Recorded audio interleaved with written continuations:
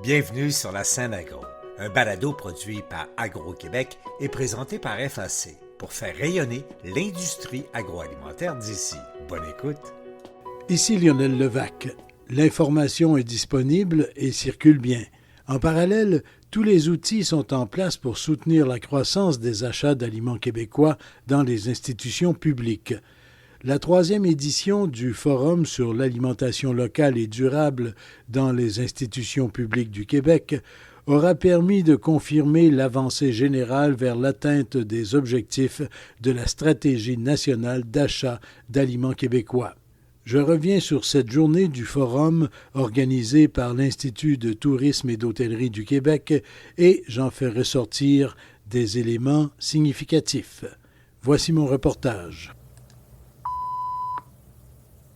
Dans la foulée de la politique bioalimentaire, la Stratégie nationale d'achat d'aliments du Québec, qu'on appelle la SNAC, joue un grand rôle.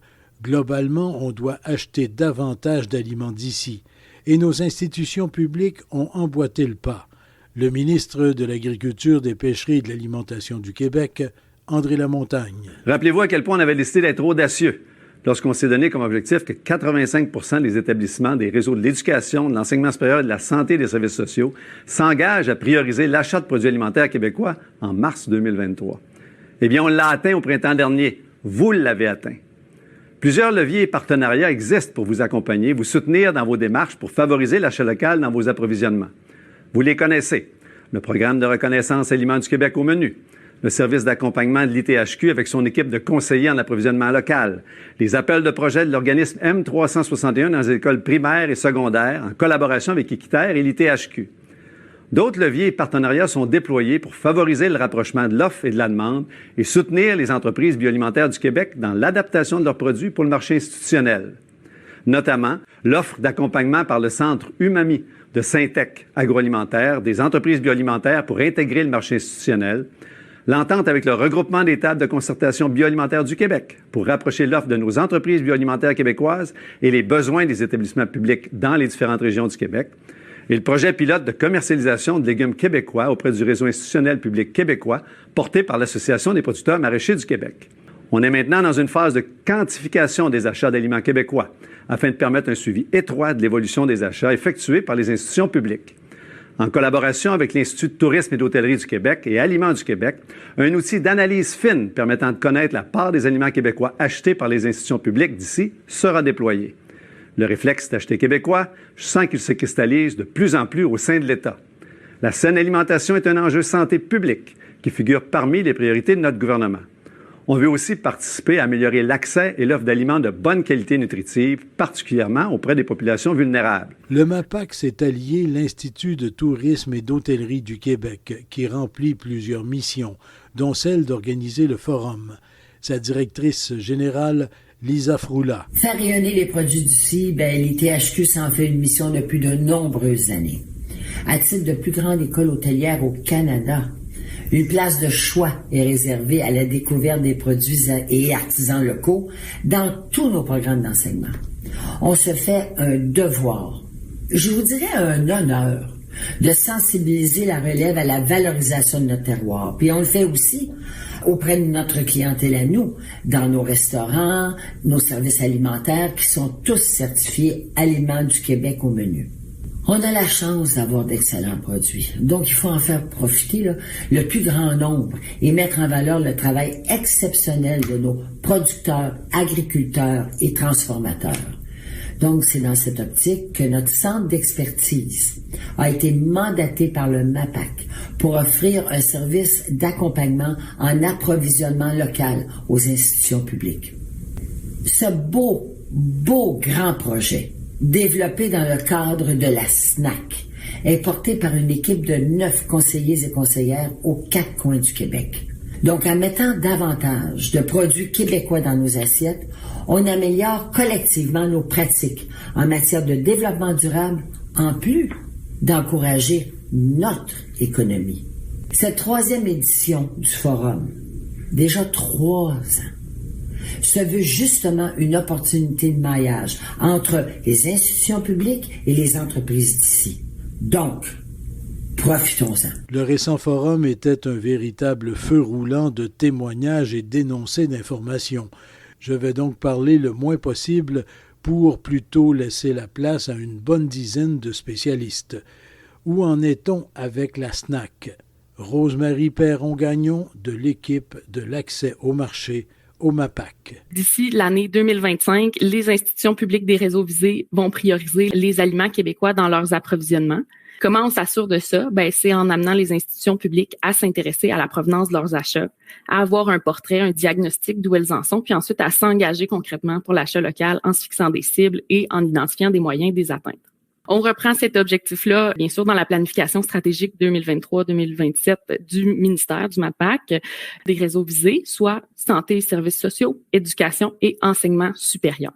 Donc, on parle d'institutions telles que les écoles primaires, secondaires, des hôpitaux, CHSLD, centres jeunesse, cégep et universités. Ça représente un bassin d'environ 1557 institutions, un bassin qui est dynamique, qui va changer au fil du temps, au fil des ouvertures, des fermetures de services alimentaires. Ce que je trouve particulièrement intéressant avec la SNAC, c'est qu'on travaille des deux côtés de l'offre et de la demande. Donc, on va travailler tout autant avec les institutions publiques, les donneurs d'ordre, les ministères concernés, qu'on va travailler avec les concessions alimentaires, les distributeurs, les entreprises, les producteurs, les transformateurs alimentaires, pour en arriver ultimement à un meilleur appariement de l'offre et de la demande. Donc, on en est où? Franchement, on ressent vraiment le momentum et la mobilisation sur le terrain. Les institutions sont vraiment là, elles répondent présentes, elles s'engagent concrètement en se fixant des cibles. On a réussi à atteindre une proportion de 87% des institutions visées qui ont des cibles d'achat d'aliments québécois. Donc, il ne reste qu'une poignée, une petite poignée, relativement petite poignée d'établissements à embarquer dans le mouvement et c'est ce sur quoi on continue de travailler. Faire croître les achats d'aliments locaux et durables est une œuvre collective. Edith Ouellette, conseillère en approvisionnement local à l'ITHQ. Je crois que la preuve de l'engagement des institutions publiques en approvisionnement local n'est plus trop à faire. Par contre, encore aujourd'hui, une multitude de défis demeurent et peuvent considérablement complexifier les projets en approvisionnement local.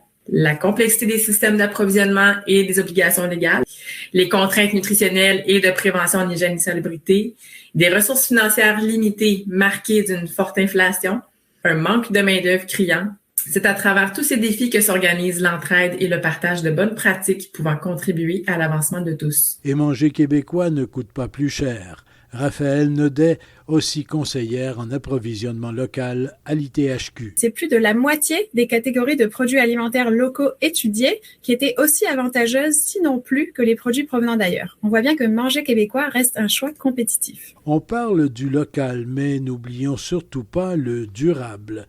William Gagnon, spécialiste de l'acquisition responsable au ministère de l'Environnement et de la lutte au changement climatique. La mission de mon bureau, en fait, au ministère de l'Environnement, c'est de contribuer au développement durable du Québec en jouant un rôle de coordination à l'échelle gouvernementale. Vraiment l'ensemble des ministères et organismes qui composent le gouvernement, afin que les politiques publiques et les services à la population contribuent finalement à la transition du Québec vers une société plus verte et responsable. Sur les cibles de la stratégie gouvernementale des marchés publics qui concerne vraiment les 400 quelques organismes publics qui composent le gouvernement au sens large du Québec. La cible d'acquisition responsable est de 15%. C'est sûr que l'Europe a un petit peu d'avance par rapport à nous là, en matière d'acquisition responsable, où la question sociale dans les acquisitions fait partie un petit peu du portrait depuis plus longtemps. De notre côté, on part quand même de loin. 2021-2022, on était seulement à 6%. Donc, il y a du travail à faire. On vise à atteindre 15% d'ici 2026. L'œuvre est collective, bien sûr. Les projets sont en conséquence nombreux et variés. Véronique Galland de l'organisme M361 à propos du projet 100 degrés. Vous présentez notre offre de services concernant la cible d'achat d'aliments québécois dans les établissements scolaires publics du Québec, soit les appels de projet 100 degrés. Donc, M361 a comme mission de créer des solutions qui aident à faire grandir les communautés en santé. Et pour ce faire, en fait, l'organisation accompagne et soutient par le biais de différents projets plusieurs ministères dans l'atteinte de ces objectifs. On détient plusieurs projets d'impact dans notre portefeuille de projets et c'est à travers le projet 100 degrés qu'est réalisé les appels de projets sur la cible d'achat. 100 degrés, donc c'est une communauté de personnes engagées et mobilisées qui a cette volonté de transformer les collectivités québécoises pour les rendre favorables à la santé humaine et environnementale. C'est bel et bien là, dans le cadre de la stratégie nationale d'achat d'aliments québécois qu'un partenariat est né là, entre M361 et le MAPAC. Et notre mandat, c'est de soutenir les établissements scolaires primaires et secondaires publics du Québec dans la réalisation de projets favorisant l'achat d'aliments québécois. Pour substituer des aliments de l'extérieur du Québec, une bonne idée, la co-création. Chantal Gauthier de la coopérative Nutrinor et Dany Boutin du CIUS du Saguenay-Lac-Saint-Jean en discutaient avec la spécialiste et animatrice Isabelle Marquis. Les fromages en portions individuelles, quand même une bonne consommation pour notre CIUS. On a un fournisseur de fromage, on essaie pas de le contacter. J'ai appelé Chantal, j'ai demandé Chantal, est-ce que vous faites des fromages en portions individuelles qu'on pourrait distribuer dans nos CHSLD, en centre jeunesse, puis dans nos cantines? Finalement, ça a été possible. Alors, c'est une portion 40 grammes de cheddar Perron moyen. C'est un médium que les centres jeunesse utilisent, qui a été créé avec le CIUS Saguenay-Lac-Saint-Jean. C'était pas un produit que vous offriez déjà? C'était un produit qu'on faisait pas pour le CIUS. On l'a adapté pour répondre aux besoins du CIUS. Actuellement, le fromage est en portion de 40 grammes qui convient au centre jeunesse, mais nous, ce qu'on vise au CIUS, c'est qu'on étende ce produit-là dans tout le CIUS dans les prochaines années. Le fromage de 40 grammes, c'est un petit peu trop gros. Alors, on va essayer de travailler avec Nutrinor, avec Fromagerie Perron, réduire les portions à 20 grammes pour éviter le gaspillage alimentaire, puis rentrer un peu plus dans les besoins nutritionnels des résidents et des usagers. Dans les fruits et légumes, la saisonnalité n'est pas une raison pour ne pas acheter québécois.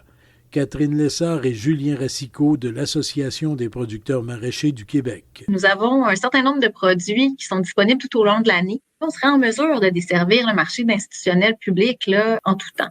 On a démarré un projet pilote spécifiquement pour les carottes, les oignons et les pommes de terre qui sont produits en grande quantité par les maraîchers québécois et pour lesquels on a une offre qui est supérieure à la demande. C'est-à-dire qu'on en exporte un certain nombre et puis on sait là, qu'on serait en mesure d'approvisionner le marché institutionnel. Les légumes surgelés, il n'y a aucune actuellement exigence, critère, il n'y en a pas encore sur la provenance des légumes surgelés, ce qui fait en sorte que la règle qui prévaut, c'est la règle du plus bas soumissionnaire dans le cadre d'un appel d'offres public et en conformité avec les accords de libéralisation des marchés et la LCOP, la loi sur les contrats des organismes publics. L'intelligence de marché nous amène à conclure que cette situation-là actuelle fait en sorte qu'il y a beaucoup de légumes surgelés importés qui sont servis dans le réseau de la santé. Et les aliments biologiques qui occupent déjà une bonne place. Nicolas Turgeon, conseiller au MAPAC. La compatibilité des aliments biologiques avec les principes du développement durable, elle est bien tangible. On parle de santé, d'écologie, de prévention, de préservation et d'équité. Un élément qui est non négligeable, c'est qu'on a une traçabilité de la ferme jusqu'à la fourchette. Au Québec, on a un positionnement qui est quand même assez enviable, je vous dirais, parce qu'on est les leaders canadiens dans la production de lait biologique. On dépasse les 40% de production de lait biologique au pays. On est les leaders nord-américains dans la production de tomates de serre biologiques, de légumes de transformation biologique et de porc biologique. Et on est les leaders mondiaux dans la production de sirop d'érable, de bleuets et de canneberge biologiques. Ce qui fait que si on regarde au total, le Québec a une offre quand même de produits biologiques très diversifiée, plus de 11 000 produits biologiques qui soient frais ou transformés, qui sont répartis dans toutes les catégories. Les 5 principales là, qui sont identifiées ici, on parle des fruits, légumes et légumineuses préparées, boissons non alcoolisées et jus. Et vous voyez qu'on couvre dans le fond toute la gamme de produits alimentaires là, qu'on peut imaginer. Un exemple on ne peut plus concret de l'approche territoriale.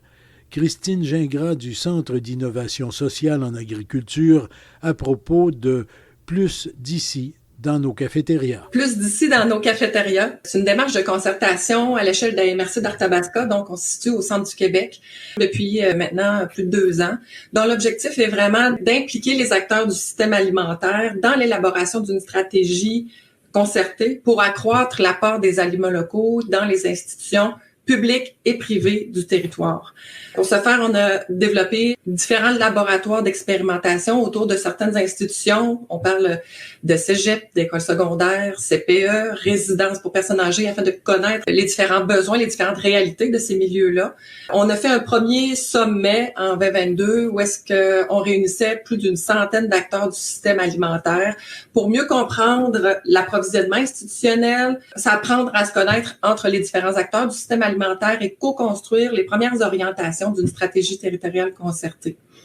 De ce premier sommet, il y a 5 comités de travail qui ont été créés, des comités de travail intersectoriels, pour identifier les actions porteuses qui pourraient accroître la présence des aliments locaux dans nos institutions. Au bout d'un an de travail, un deuxième sommet s'est tenu, donc en 2023, pour mettre en lumière les avancées de nos institutions, les avancées des différents acteurs du système alimentaire et de bonifier les actions qui étaient en cours.